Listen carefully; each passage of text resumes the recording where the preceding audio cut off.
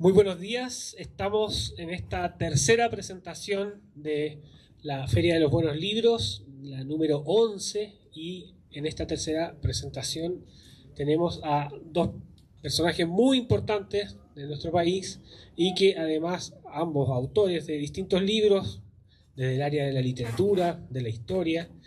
Tenemos hoy la presentación del libro Nunca volveré a Berlín de Roberto Ampuero. Ustedes lo conocerán muy bien como exministro, canciller, y también lo que ha sido como parte de nuestra historia también en la literatura, muy importante. Y comentará el libro Alejandro San Francisco, quien el día de hoy nos acompaña también para presentar los distintos aspectos de este libro que ustedes también van a poder adquirir en esta Feria de los Buenos Libros. Así que desde el Foro Republicano, muy bienvenidos y muchas gracias por asistir en esta presentación. Muchas gracias al Foro Republicano, al profesor Gonzalo Rojas, a todo su equipo, por invitarme a compartir esta mesa con Roberto Ampuero, un gran escritor de quien he leído varias obras a esta altura y que me ha distinguido además con su amistad. Roberto, muchas gracias por estar acá. Tempranamente partió desde Olmué a la capital para estar con nosotros. Y la idea es comentar Nunca volveré a Berlín. Yo voy a decir 3 o 4 cosas porque la idea es conversar con Roberto sobre su obra. Yo le voy a hacer una serie de preguntas y al final vamos a dejar un tiempo para que alguno de ustedes, si quiere, haga también preguntas. Saliendo por la puerta a mano izquierda van a ver que están disponibles los libros para quienes quieran. Algunos ya los han adquirido y Roberto los puede estar firmando como ya lo hizo con el mío, por ejemplo. Así que si uno lee este libro, es un libro primero muy entretenido, muy bien escrito, como suelen ser los de Roberto, con capítulos cortos, y que tiene una ambientación histórica, pero es un libro de ficción, es un libro sobre la estadía de Erich Honecker. Erich, ¿cómo se dice? Erich. Con J. Roberto habla alemán, yo hablo chileno. Erich Honecker en Chile, cuando estaba el gobierno de Patricio Aylwin y se le dio asilo, y era un caso muy complicado porque presidió una de las dictaduras más crueles de Europa Oriental, como fue la de Alemania, la RDA, que había construido el muro con la orden de matar a quien quisiera cruzar. Y Honecker y Margot, su señora, son figuras claves aquí. Se van develando una serie de misterios de la vida como preso en la Alemania nazi. Es muy interesante también cómo Roberto construye algunas situaciones que es una de las gracias de la ficción literaria y que los historiadores no nos podemos dar. Unos sueños de Erich Honecker que se encuentra con ni más ni menos que con Salvador Allende y con otros seres relevantes de la política nacional e internacional y que le van diciendo cosas, errores que cometió y a la situación que ha llegado de ser un paria y estar condenado en Chile. Y paralelamente aparece un par de enamorados que suele haber en las novelas de Roberto. En algunas tiene un claro talante autobiográfico los enamorados, por ejemplo en Nuestros años verde olivo y en algunos otros, pero aquí son un par de enamorados que vienen a tratar de conocer en primera persona qué estaba haciendo Honecker en Chile y cuál era su situación. Era un chileno y una alemana. No les voy a contar más ni les voy a hacer ningún spoiler al respecto. Me parece que esta obra tiene una clara línea de continuidad, no necesariamente literal, pero sí temática, ambiental, con otra obra de Roberto que se llama Detrás del muro, que es un gran libro que a su vez tiene continuidad en otro sentido con Nuestros años verde olivo. Se pueden leer todas ellas juntas. que son autoficción, o sea, van mezclando literalmente las memorias con la ficción literaria y se construyen relatos realmente muy, muy amenos y por otro lado muy, muy atractivos. Aprovecho de decir que no tiene relación, pero también podríamos vincularlo al último tango de Salvador Allende también, como otra obra en que la ficción está anclada en hechos históricos muy, muy concretos. Y como en el último tango de Salvador Allende, Roberto también tiene esta cuestión de que va a los orígenes del personaje para llegar al tiempo presente. En el último tango de Salvador Allende parte con las reuniones que tenía Allende con Juan de Marquis, el anarquista zapatero, en los cerros de Valparaíso, que le prestaba libros y que jugaban ajedrez. Bueno, acá exactamente lo mismo, parte con el temprano Honecker y Margot y terminan con Honecker en Chile, con la complejidad que tiene en la naciente democracia chilena que una figura como Erich Honecker, un dictador, una persona que fue bastante cruel, llegue y sea recibido por una naciente democracia que se jacta, entre otras cosas, de ser democracia y de respetar los derechos humanos. Me callo. Roberto, ¿por qué decidiste escribir Nunca volveré a Berlín?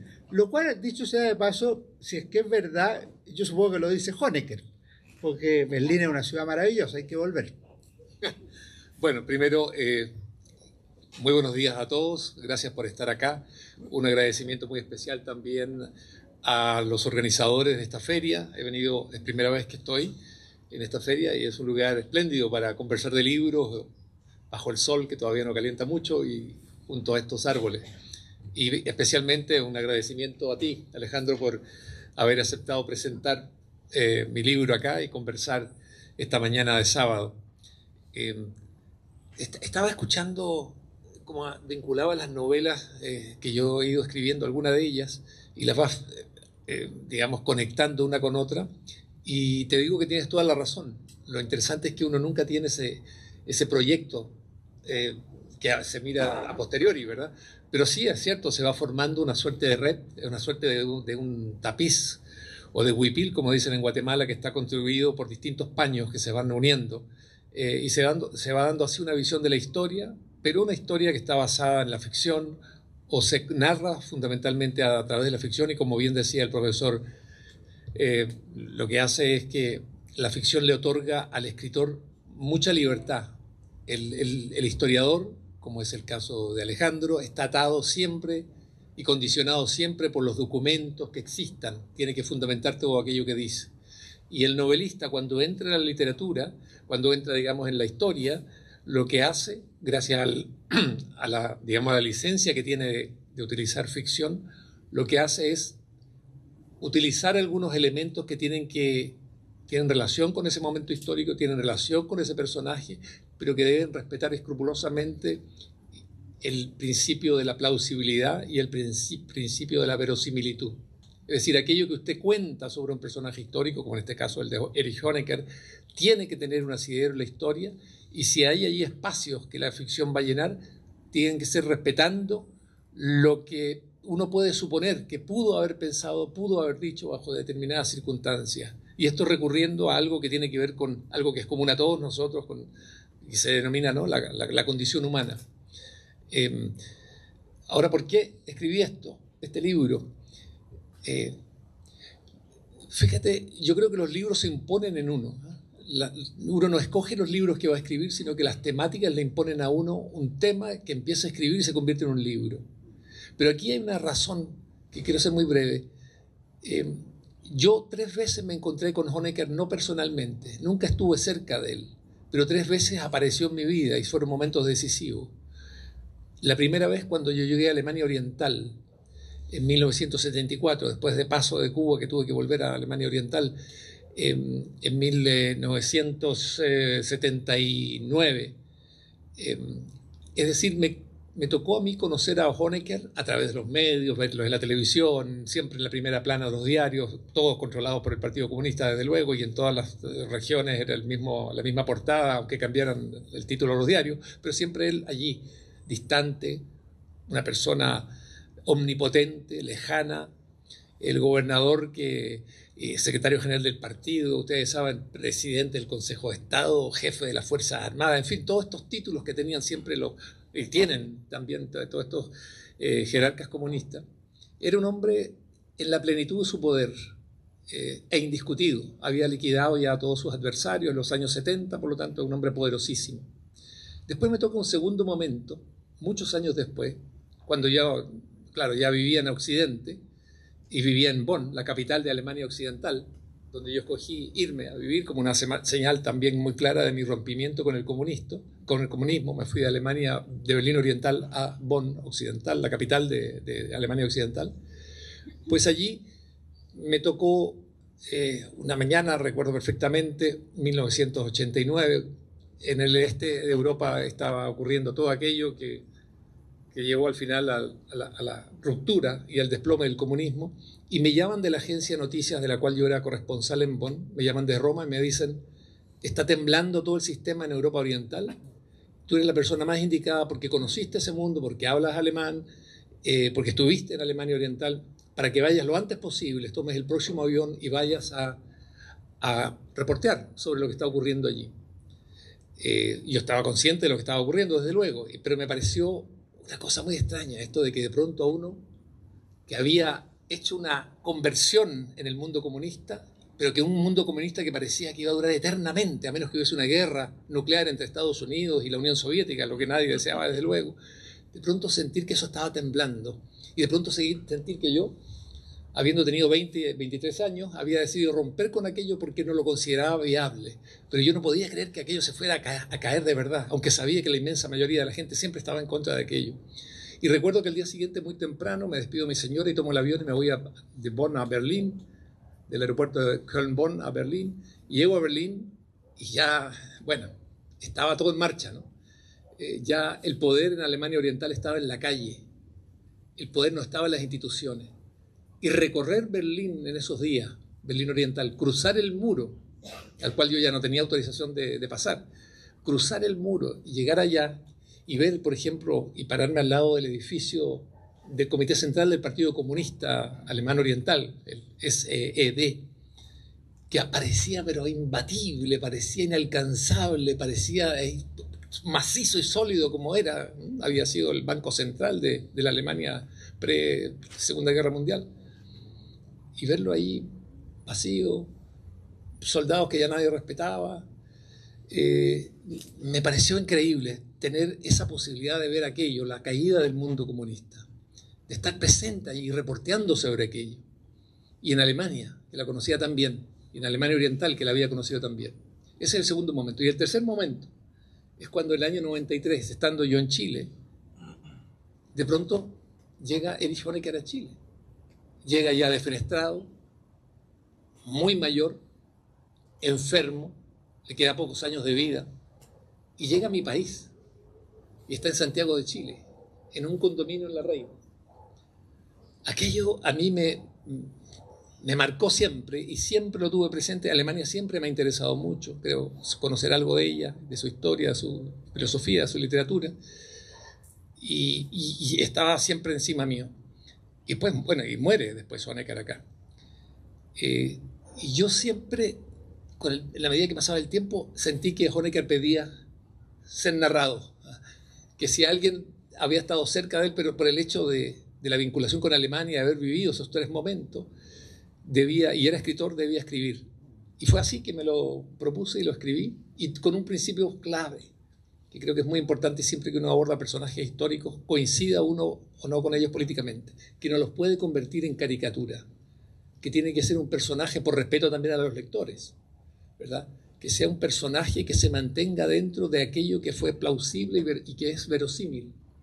Y ese es un reto, y además una actitud de seriedad y respeto también hacia los lectores. Dos cosas. Un aviso. La próxima semana va a aparecer un libro de historia sobre Honecker en Chile. Honecker y Chile, Honecker en Chile, de Cristian Medina. Lo sé porque me tocó editarlo a mí, así que por eso estamos. Un gran libro, un gran investigador, y creo que va a ser un gran aporte también al conocimiento, ya que dijo que merecía ser narrado. Yo también creo que merecía ser historiado este paso por Chile. Lo segundo, la forma tuya efectivamente es plausible y es verosímil, pero tú no narras al Honecker de las primeras planas, ni al Honecker poderoso.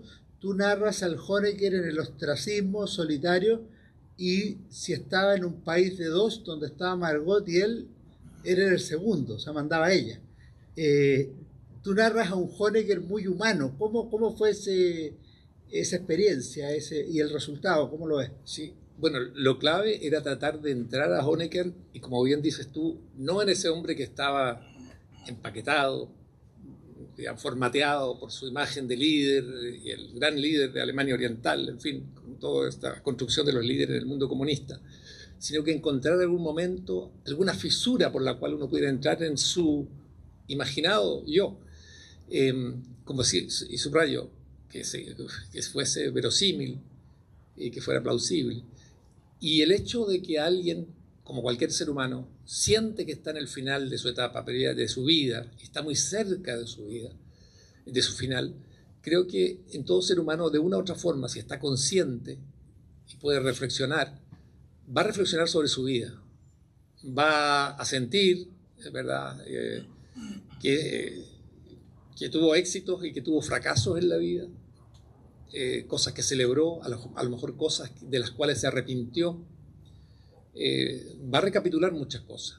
Y yo creo que en eso estaba la posibilidad de entrar en lo que debió haber sido Honecker, sin olvidar que jamás se arrepintió de ni un solo muerto, de los centenares de muertos en la frontera, ni de los miles que fueron hechos prisioneros. Y sin olvidar también, algo que nos puede informar muy bien sobre su sentir, que su señora, una vez que él ya había fallecido, consultada acá en Chile sobre qué opinaba sobre los muertos en la frontera, dijo ella, fueron unos estúpidos. Lo dijo así ante la prensa, ¿no? Y eso está en los documentos. Esa era la visión que tenía. ¿Por qué? No explicó bien por qué era un estúpido, pero daba a entender que porque era difícil, imposible saltar el muro, y que por lo tanto sabían que iban a morir. Entonces a mí me interesaba Honecker desde esa perspectiva, indagar a partir de ahí, el hombre ya sin poder, que se siente además traicionado por sus camaradas, que además que en algún momento se tenía que haber planteado un momento, yo le prohibía a toda mi gente, a todos mis compatriotas detrás del muro, les prohibí salir. Y yo construí el muro, fui el arquitecto del muro. Durante 28 años, 17 millones de alemanes no podían salir a menos que cumplieran los 65 años de edad. Entonces, y ahora yo estoy fuera de ese país. Lo que no le permitía a mi gente, a mí me fue permitido. El sistema en que yo creí desapareció en toda Europa. El Estado que yo ayudé a crear desapareció. ¿Se fijan? Ahí hay un espacio que uno puede especular. Cuando uno observa y lee los documentos de Honecker, y vuelvo a decir, y ahí está el tema de los historiadores, lo que él dice hacia afuera, lo que él plantea hacia afuera, que tiene que ser una línea de continuidad con aquel rol que él jugó en el pasado en la historia de Alemania Oriental, va a ser siempre un discurso que se va a mantener esa línea, del hombre no arrepentido, del hombre que ratifica que él no se ha equivocado en nada. Pero, y en ese trabajo yo pienso que su análisis debe haber sido mucho más profundo. Y lo arranqué ¿de qué punto? Lo arranqué de un punto que, estudiando su vida, a mí me resultó crucial. Honecker, que era, como les decía, omnipotente, tenía un amor especial por una nieta, como cualquier ser humano, como cualquier abuelo, por su nieta, la nieta mayor, que era una pequeñita.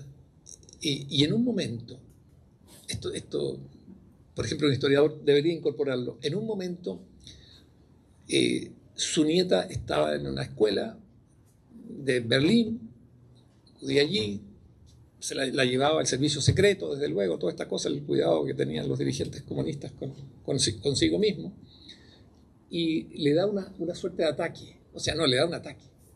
No saben qué hacer, y lo primero que dicen es, enviémosla a una clínica, la más cercana, y la seguridad del Estado dice, no, ella se tiene que ir, ahora mismo se va, y se va a la clínica de los jerarcas, que está en las afueras de Berlín, en Wandlitz, cerca del barrio, inmediatamente al lado en realidad, del barrio donde vivía la jerarquía.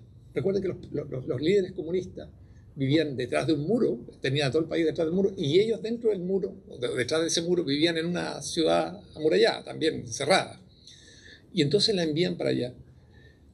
Y es el viaje, tarda tanto, porque ellos vivían en las afueras de Berlín, que ella no alcanza a llegar y fallece en el trayecto. Y yo, en algún momento lo planteo, o sea, lo plantea él en esta novela, y creo que es posible, es además absolutamente verosímil y es plausible, que él haya pensado en algún segundo, pensar que si yo hubiese sido un simple súbdito del país, a mi nieta, a lo mejor la habrían llevado a una clínica que estaba muy cerca y a lo mejor se hubiese salvado, pero por ser yo quien soy y por vivir nosotros como jerarcas, como jerarquía, como clase, nomenclatura, como vivimos, murió por eso. Por allí se van abriendo ciertos intersticios en la personalidad que aparece siempre blindada, donde uno puede excavar un poco. Y entre otros elementos, por ejemplo, en esta novela, este personaje tiene algunos capítulos donde está en un estado ya febril por los medicamentos. Él siente que lo visitan y siente que discute y siente que lo van a interrogar de cierta forma personalidades de la historia, como Carlos Marx, como Salvador Allende, como Stalin, como Fidel Castro. Eso te iba a preguntar, si puedes explicarle al público de ahora alguno de esos sueños, pesadillas o visitas de Marx, Stalin, Castro o Allende, primero como recurso literario y luego ya alguno de los casos de la conversación. Sí, estos son capítulos breves que están intercalados dentro de la narración que ocurre fundamentalmente entre el chileno y la alemana y Honecker, que forman una tríada, que conversan, se ven a menudo. Y aquí, mire, el principio que hay detrás de esto, que a uno lo va guiando de pronto, estas cosas que encuentra como camino. Mire, los comunistas son extraordinariamente dogmáticos. Siguen sus dogmas, siguen sus principios y actúan según ellos, ¿no? Esquemas fundamentalmente, que por cierto les hacen muy difícil la vida a los ciudadanos que están gobernados por ellos, obviamente, porque el ser humano es completamente libre y no se ajusta a esquemas al final. Pero pensé siempre que este hombre en algún momento se tiene que haber planteado en qué medida lo que había hecho, porque su fracaso era evidente, ¿no? Había fracasado todo lo que había hecho en su vida. ¿En qué medida era culpa de él o de su dogma? Entonces lo pongo a conversar, se va dando eso, por separado, con personalidades allí. Por ejemplo, que representan un dogma dentro de la izquierda, ¿no? O un pensamiento dentro de la izquierda. Por ejemplo, al conversar con Fidel Castro. Fidel Castro representa para Honecker, y eso sí se sabía en Alemania Oriental, un país irresponsable. Porque mal que mal los países comunistas de Europa del Este habían sufrido mucho con la guerra, habían sufrido mucho y seguían sufriendo mucho con la presión y la invasión soviética y el dominio soviético, la hegemonía soviética que les imponía todo. Pero Cuba era como algo que estaba allí suelto, que contaba con una suerte de autonomía. Y un líder como Fidel Castro que se metía en todos los problemas internacionales, financiando guerrillas, financiando golpes de Estado, financiando el Che Guevara por acá, en fin. Y lo pongo hablando con él. Y entonces, para simplificar, Fidel Castro al final en esa conversación le dice: tú no has comprendido lo más importante que es esto de tener el poder. Le dice, el poder se lo entrega a las circunstancias históricas, bajo situaciones muy especiales, a un ser humano. Y cuando te lo confieren el poder, es para que te quedes con él, para que mueras en él. El poder no se entrega. Tú lo entregaste.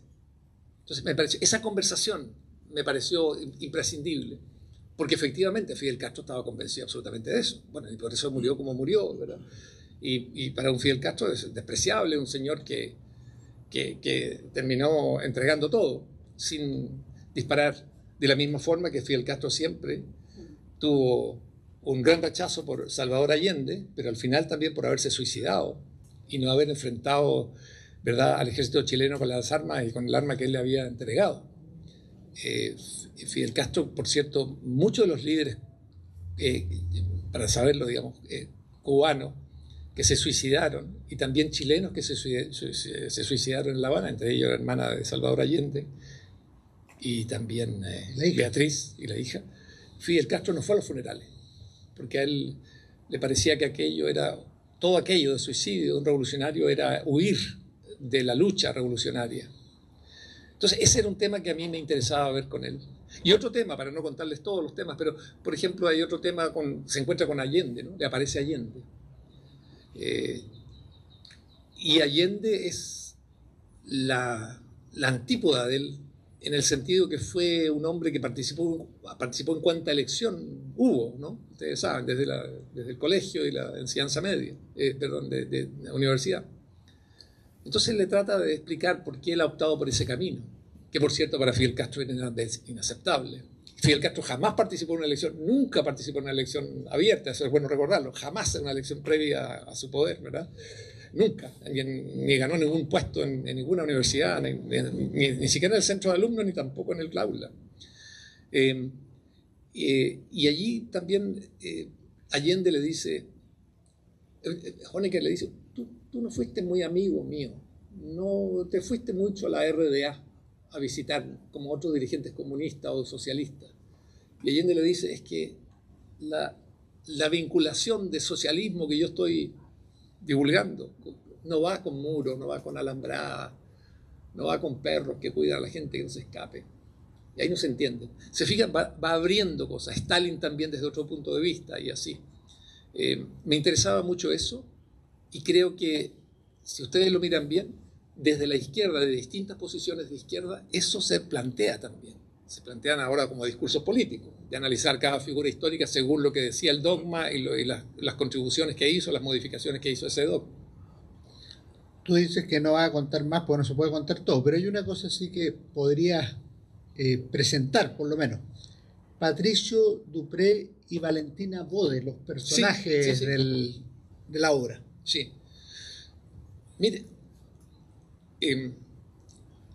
cuando se habla de la Alemania Oriental, siempre se habla del muro, recordemos, ¿no? Tenía más de 3 metros de altura, era en realidad no un muro, sino que 500 metros de espacio, digamos, entre el último muro y el primer muro.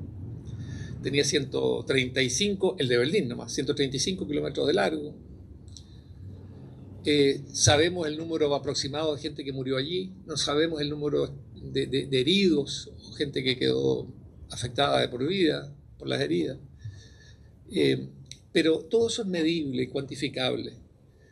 Pero lo que no es cuantificable es el dolor humano. Aquellas personas que, desde lo más sencillo y lo más terrible, que quedaron separados para siempre y nunca más pudieron verse, para aquellos, porque el muro fue construido sorpresivamente el 13 de marzo del año 61, y también otros que se perdieron porque de pronto un hijo, un sobrino, un amigo se marchó y no podía comunicarlo con antelación por miedo que fuera descubierta la huida, ¿no? Entonces se perdía ese contacto y lo primero que hacía la policía política era parar ese contacto, que no continuara de ninguna forma, ni siquiera por correo, ni de ninguna forma. Entonces lo medible es lo fácil, lo cuantificable en esta dictadura. Y lo que tiene que ver con los sentimientos es imposible de medir. Y me interesaba aquí, y aparece acá Patricio, un chileno y una alemana. La alemana es una periodista, es alemana oriental, y Patricio estudió en Alemania Oriental. Es chileno. Y ellos se conocieron en Leipzig. Y eso va quedando rápidamente, digamos, manifestado en los primeros capítulos, así que se los puedo contar. Se conocieron y fueron novios, fueron pololos en realidad en Alemania Oriental. Y decidieron en un momento casarse. Para eso había que pedir permiso en Alemania Oriental, ¿verdad? Sobre todo si era un extranjero. Y el régimen les dice que no es posible, porque siempre el régimen sospechaba que una alemana se quería casar con en este caso un chileno, porque quería irse al final con el chileno de aquel lugar, si no tenía que esperar hasta los 65 años. Por lo tanto, tendían a prohibirlo. Y cuando esto se queda manifiesto, y es un golpe duro para la pareja, Patricio dice, bueno, yo no puedo seguir así, yo no podría, por amor, no me puedo quedar aquí y renunciar a mi libertad. Y antes que sigamos construyendo esto, prefiero, me tengo que ir. No podría resistir vivir detrás de este muro para siempre. Y ahí se acaba la relación y se van. Cuando Honecker va a Chile, ella se entera por los diarios y porque este chileno, por saber alemán, lo contratan como traductor de Honecker en las cosas prácticas de salir a comprar y esas cosas. Se ve a su ex pololo, que parece un hombre importante ahí cerca de Honecker, y le manda un mensaje, lo ubica para decirle, mira, yo quiero entrevistarlo como periodista, sería para mí importante, una entrevista larga, me interesaría. No se habían visto desde entonces y ella viaja a Santiago y se encuentra. Y él le consigue esa entrevista. Entonces de pronto, y eso me interesaba mucho, tener a esta pareja que no le dice a Honecker que ellos son las víctimas de su propio sistema, que él es el victimario, pero que él está herido ya de muerte, ha perdido el poder, y que ellos están allí, pero triunfantes a medias, porque son libres, pero triunfantes a medias porque ese amor que sintieron en algún momento y que creyeron y que poder concretar, nunca se pudo concretar, porque ya es imposible además volver a atar la historia, cada uno ha seguido adelante en su vida y no es posible ya recuperar aquello que se perdió. Ese dolor el que me interesaba representar en una novela, porque ese tiempo que le robó la dictadura, todas las dictaduras estas de Europa del Este, a sus ciudadanos durante decenios, de no permitirle salir del país, es irrecuperable. Aunque el muro se venga abajo, aunque contemos todos los muertos, todas las víctimas, eso se fue como vida. No tienes otra vida que te pueda resarcir de aquello. Y en ese sentido era importante esta pareja que apareciera allí como víctimas frente al victimario, y el victimario Honecker herido de muerte y sin poder. Yo tengo una pregunta más, pero voy a ofrecer la palabra por si alguien quiere hacerla. Ahí hay una mano levantada, ¿alguna otra? Una mano, dos. Les pido sí que antes de hacer la pregunta se presenten y que sea lo más cercano a una pregunta y no a una conferencia. Ya, ahí en la tercera fila y después al lado en la misma tercera fila. Don Roberto, muchas gracias por la conferencia. Quería preguntarle... ¿Tu nombre?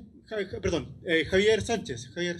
Quería preguntarle por el caso de la pareja protestante que alojó a Honecker. No sé si lo conoce o lo toca tangencialmente en su libro. Eso quería saber, en realidad. Perdón, ¿puedo repetir esa parte final?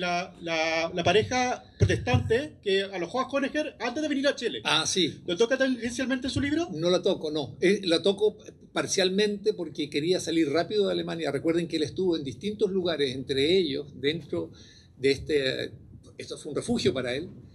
Sin embargo, las personas, porque quien lo recibe es un pastor, y dice, yo, aunque no coincido para nada con él, y para nada, lo voy a acoger, porque me corresponde hacerlo por mi fe.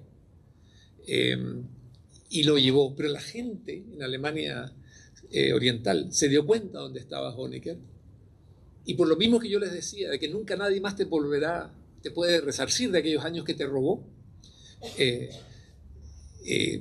empieza a haber manifestaciones enormes, crecientes, en torno a ese sitio, a ese lugar.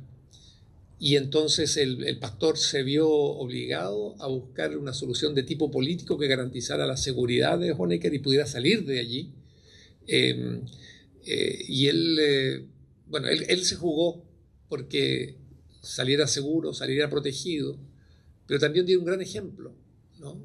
Al decir, este hombre que está abandonado, que fue el dictador terrible, pero está abandonado hoy y corre peligro, no tiene dónde quedarse, por ninguna parte lo quieren, ni sus propios camaradas, ex camaradas lo querían. abrazar o apoyar o albergar, yo le doy un espacio acá, un cuarto y una cama y alimento. Sí. Al lado, ya tiene su libro ahí. La primera persona que pregunta, sí. Al lado. Hola, Roberto. Hola, Roberto. Buenas tardes. Bueno, fui a tu presentación del libro y de hecho lo compré cuando lo hiciste ahí en... ¿Su nombre? Patricio Mancilla. Así que ya lo tengo. Pero hay una pregunta aquí en esto. Estamos en una época de que volvemos a ser existenciales, digamos, ¿cierto? Por alguna razón, por muchas razones, nos obliga como a analizar de nuevo nuestra existencia, ¿no? Especialmente como país ahora. Entonces, desde ese punto de vista, conocer esto que tú informas en este libro, que tú dices, que lo planteas, ¿en qué nos ayuda a nuestra existencia actual, digamos? ¿Qué crees tú? ¿Cuál sería el aporte para que nosotros, cuál sería nuestro fruto para nosotros para aprovechar en nuestra existencia actual? Sí, es una muy buena pregunta. Bueno, en primer lugar, yo creo que un libro como este, o esta novela, muestra cómo el ser humano, dentro de ciertas épocas, queda capturado, encarcelado por circunstancias históricas que no dependen de él, pero en gran medida, y que cuando más no dependen de él es cuando no hay libertad. Fíjense, esta novela comienza con el personaje, con un personaje que va describiendo cómo su vida ha sido marcada por grandes caudillos, dictadores, hombres fuertes. Y va haciendo una correlación y va viendo cómo distintos políticos nacionales o internacionales lo fueron marcando. Y yo creo que en este sentido, esta novela muestra el marco de la Guerra Fría, la fuerza terrible que puede adquirir, la fuerza material horrenda que puede adquirir una dictadura totalitaria basada en una ideología que además explica todo, no deja nada que no tenga explicación según su propia lógica, y que al final es algo que no se remite a discusiones de tipo académico, retórico, teórico, universitario, por decirlo así, sino que implica vidas humanas que se arruinan así, gente que se reprime por razones de tipo político, ideológico y utópico, señalando que es el fundamento principal del comunismo, que aquello que se quiere construir es tan perfecto que no se lo consigue de inmediato, es difícil de construir, pero que es una lucha que se inscribe en la historia y que en algún momento ese pueblo va a lograr cosechar las grandes ventajas de ese sistema. Creo que va por ahí. Y va también por ahí el hecho, y otro elemento que yo pudiera subrayar, el peligro del dogmatismo en política. Del dogmatismo en política. Y sobre todo del dogmatismo armado, digamos, y fundamentado también desde el punto de vista de un Estado totalitario. Y es muy difícil luchar dentro de él. Hay varios reconocimientos que esa novela se hacen en el sentido de personajes que están cautivos de esto y no pueden salir de esto y tienen que actuar en contra de sus propios sentimientos y sus propias convicciones para mantenerse a flote. No quiero entrar en detalle, pero está ahí también. ¿Sí? Nos queda para dos preguntas más, ahí en la segunda fila y acá en la primera para terminar. Sí, en cuanto a los Su protagonistas, nombre. Roberto Fontecilla, tocayo. En cuanto a los protagonistas, ellos tuvieron que efectuar un cambio en su vida, se separaron, después saben de ello. ¿Tiene algún sentimiento de autobiografía en cuanto al cambio que tú hiciste en tu política? Sí, mira, yo pienso que los escritores, o muchos de ellos, escribimos de cosas que creemos saber o sobre la cual nos informamos o que conocimos o que experimentamos o que nos contaron o que imaginamos también. Está todo esto. A la hora de escribir una novela uno incluye todos estos elementos y desde luego hay experiencias de tipo personal, autobiográfico, porque yo no me imagino haber podido escribir una novela como esta o haber escrito desde luego Detrás del muro, Nuestros años verde olivo, sin haber vivido régimen totalitario. Habría sido imposible. Entonces sí hay elementos. Y hay otros elementos más ahí que también son autobiográficos, en el sentido de, bueno, pero que se multiplican en un país, y ustedes saben cuántos archivos fueron encontrados después de la caída del muro de Berlín, donde quedó de manifiesto que hijos informaban sobre sus padres, padres sobre sus hijos, esposos sobre sus esposas, ¿verdad? Pareja sobre su pareja, todo aquello que uno piensa que debe ser de ficción, ¿no? Es la realidad. Y para cerrar, porque da para mucho, creo que un régimen totalitario demuestra algo terrible, que es posible, bajo determinadas circunstancias, hacer lo que se quiera con un ser humano.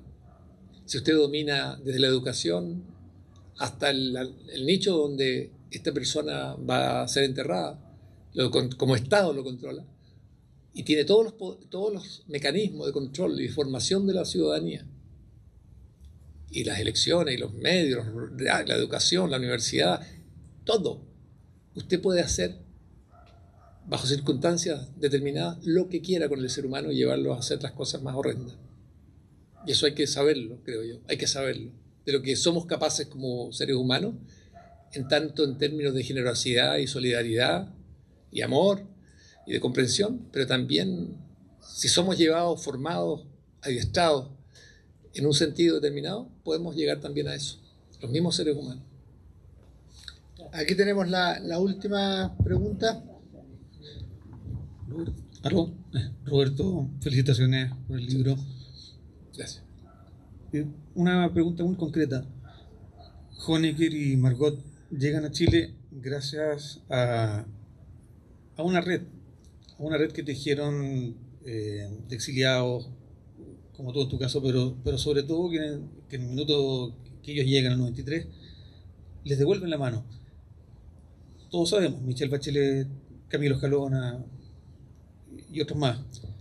¿Qué autocrítica tienen ellos? ¿O se ha visto en 35 años de la caída del muro y en más de 30 años que llega Honecker acá? Mira, esa es una pregunta fantástica, porque te la voy a responder y te voy a decir lo siguiente, partiendo, por ejemplo, de mi posición, como yo hice esta, al hacer la conversión, otros no la hacen, pero bueno. En un momento cuando tú estás viviendo en un país comunista y estableces relaciones con gente, con tus iguales, digamos, que son compañeros de universidad, de trabajo, y que los ves, como el caso de Alemania Oriental, sufrir bajo esa condición que era para todos. 65 años, antes de los 65 no podía salir, y eso generaba unas tragedias y dramas para toda la vida, las personas que nunca se podía superar, obviamente. Llega un momento en que tú en ese sistema que dices que es opresivo y te convences que es opresivo, y te hacen la pregunta principal: ¿quieres esto para tu país? ¿Quieres esto para ti? ¿Quieres esto para tus padres, para tus hijos, para tu hermana, para tus amigos? Y te dices que no. Tú tienes que hacer una gran separación. Y allí, creo que ahí es donde, creo yo, mucha gente de izquierda que sigue pensando en esto y vinculada con la gratitud, comete un gran error. Uno tiene que descubrir y aceptar que si de alguna forma fue recibido aquel financiamiento que puede hacer, no sé, un departamento. Nunca tuve departamento, por cierto, en ningún país comunista, por cierto. Pero, no sé, un techo, ¿no? Ir a la universidad. Sí estuve en la universidad. Trabajaba en Cuba para estar en la universidad porque era trabajo y estudios. Se financiaba el estudio gratuito. No, es una quimera, en realidad. Pero si uno asume eso, se da cuenta que su gratitud, y se está convencido que está viviendo una dictadura, su gratitud va dirigida a esa gente que sufrió aquello como tú lo estabas sufriendo y que te llevó a ti a romper con ese sistema. Que son dos cosas distintas. Aquellos que los oprimieron con aquellos que sufrieron aquello y que salieron, como habrán visto ustedes todos, ¿verdad? Hace 35 años, en noviembre, el 9 de noviembre del 89, salir por millones a la calle diciendo: se acabó esto, nosotros somos el pueblo, y sin destruir una sola vitrina de comercio, ni haber quemado un solo auto, se desplomó. Tú estás con ellos, pero no en ese momento, sino que antes. Yo creí y me convencí de que yo estaba con ellos, que eran mis amigos, que los veía sufrir y que con un par de cervecitas te contaban lo que sufrí, lo que significaba crecer detrás de un muro, para ellos y para sus hijos. Y yo creo que allí tu gratitud es hacia ellos. Ahora, si tú consideras que tu idea es abstracta y que lo que se trata es de construir un socialismo que en algún momento, como decía yo, va a ser muy justo y fantástico para todos, y consideras además que ellos representan a todo el pueblo, a toda la ciudadanía, te lleva a esa gratitud y a defender aquello, y a defender a toda su jerarquía, y a defender a sus líderes, y a defender todo lo que ellos hicieron. Pero el tema no es gratitud en el sentido abstracto. El sentido es con quién estoy, con quién estuve, y quiénes me enseñaron y me demostraron que aquello en lo que yo había creído era falso. No me lo enseñaron los libros, no me lo enseñaron en Chile, lo aprendí allí, viviendo con la gente, codo a codo, trabajando con ellos, estudiando con ellos, sufriendo con ellos, compartiendo secretos con ellos. Entonces yo creo que esa es la decisión que hay que tomar. Si usted se va por el lado de identificarse con el Estado, un Estado totalitario además, está cometiendo un error grave. Y si se está identificando con el jefe de ese Estado totalitario, está cometiendo un error más grave, que yo creo que es criticable. Porque si usted podría decir, bueno, y entonces si hubiese estado Stalin, bajo Stalin también habrían estado con Stalin. O sea, no hay límite. Y por eso que yo creo que es un tema para la izquierda, más que de gratitud, es un tema de tipo valórico y de identificación con el ser humano, pero con la libertad humana. ¿Dónde la coloco? ¿Y cuán importante es? ¿O está por encima mi idea de que algún día la utopía va a ser la que va a colocar al ser humano en una nueva etapa de la historia y vamos a ser felices y vamos a ser todos iguales?